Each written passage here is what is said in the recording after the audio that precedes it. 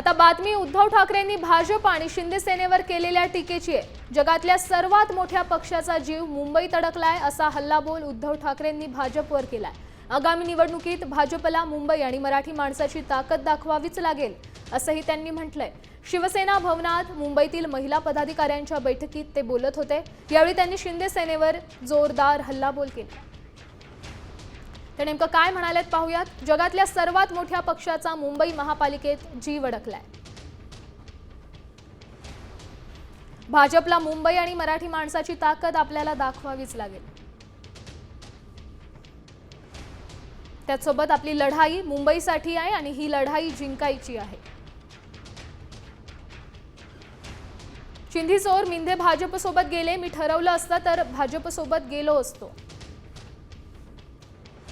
मिंधे स्वतःला मोदींचा घरगडी म्हणतो, घरगड्याची शेती बघा, थोडं काय झालं की गावाला जाऊन बसतो असं म्हणत उद्धव ठाकरेंनी हल्लाबोल केलाय।